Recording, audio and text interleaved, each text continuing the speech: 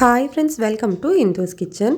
இன்றைக்கி நம்மளோட கிச்சனில் ரொம்ப சிம்பிளான ரொம்பவே டேஸ்டான கருவாடு தொக்கு எப்படி செய்கிறதுன்னு பார்க்கலாம்.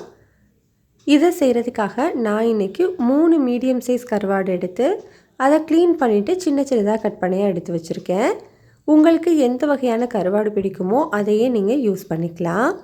இப்போது இது கூட ஒரு அரை டீஸ்பூன் அளவு மஞ்சள் தூள், கூடவே ஒரு 1.5 கப் அளவு நல்லா கொதிக்கிற தண்ணி சேர்த்துக்கோங்க. தண்ணியை நல்லா கொதிக்க வச்சுட்டு அதுக்கப்புறம் தான் சேர்த்துக்கணும். இது ஒரு 10 நிமிஷத்துக்கு மட்டும் ஊறட்டும். இப்போது ஒரு கடாய் அப்படி இல்லைன்னா ஒரு மண் சட்டியில் ஒரு 3 டேபிள் ஸ்பூன் அளவு எண்ணெய் சூடுபடுத்திக்கலாம்.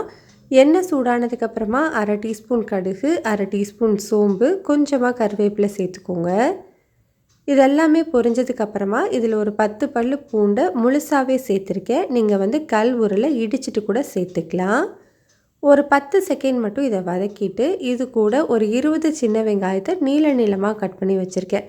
மெஷரிங் கப்பில் 3/4 கப் அளவு சேர்த்துக்கிறேன். சின்ன வெங்காயம் சேர்த்தா ரொம்ப நல்லாயிருக்கும். சின்ன வெங்காயம் இல்லை அப்படின்னா 2 பெரிய வெங்காயத்தை பொடியாக கட் பண்ணிவிட்டு சேர்த்துக்கோங்க.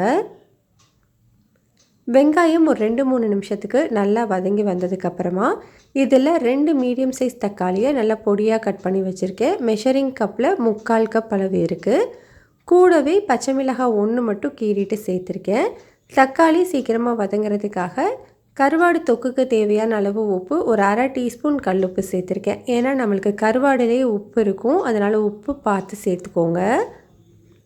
தக்காளி இந்த அளவுக்கு நல்லா குழஞ்சி வெந்ததுக்கப்புறமா இதில் ஒரு 1/4 டீஸ்பூன் மஞ்சள் தூள், 3/4 டீஸ்பூன் அளவு தனி மிளகாய் தூள், 1 டீஸ்பூன் அளவு மல்லித்தூள், அரை டீஸ்பூன் அளவு காஷ்மீரி மிளகாய் தூள் சேர்த்துக்கிறேன். மிளகாய் தூளோட அளவு உங்களோட காரத்துக்கு ஏற்ற மாதிரி நீங்கள் சேர்த்துக்கோங்க.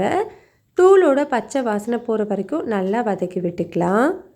பச்சை வாசனை போனதுக்கப்புறமா இதில் ஒரு 3/4 கப் அளவு மட்டும் தண்ணி சேர்த்து நல்லா மிக்ஸ் பண்ணி விட்டுக்கோங்க. இப்போ இது ஒரு 5 நிமிஷத்துக்கு நல்லா கொதித்து வரட்டும். இப்போ கிட்டத்தட்ட ஒரு 5 நிமிஷமாக கொதித்து வந்திருக்கு. நம்மளுக்கு தொக்கு நல்லா திக்காக இருக்குது பாருங்கள். இந்த டைமில் நம்ம ஏற்கனவே வெந்நீரில் ஊற வச்சுருந்தோம் இல்லையா, அந்த கருவாடை நல்லா அலசிட்டு நார்மலான தண்ணியில் ஒரு 2-3 முறை நல்லா வாஷ் பண்ணதுக்கு அப்புறமா தண்ணியெல்லாம் வடிச்சிட்டு சேர்த்துக்கோங்க. கருவாடு சேர்த்துட்டு ரொம்ப அதிகமாக மிக்ஸ் பண்ணிடக்கூடாது, அப்புறம் உடஞ்சி போயிடும். லைட்டாக மிக்ஸ் பண்ணிவிட்டு ஸ்டவ்வை லோ ஹீட்டில் வச்சு 5 நிமிஷத்துக்கு மூடி போட்டு வேக வச்சுக்கலாம். 5 நிமிஷத்துக்கு அப்புறமா நம்மளுக்கு கருவாடு எல்லாமே வெந்து சூப்பராக தொக்கு ரெடி ஆகிடுச்சு. இந்த டைமில் இதில் கொஞ்சமாக ஃப்ரெஷ்ஷான கருவேப்பிலை சேர்த்துட்டு ஸ்டவ் ஆஃப் பண்ணிக்கோங்க. ஸ்டவ்வை ஆஃப் பண்ணதுக்கப்புறமா இதை ஒரு மூடி போட்டு ஒரு 10 நிமிஷம் மட்டும் வச்சுட்டு அதுக்கப்புறமா நீங்கள் சர்வ் பண்ணலாம்.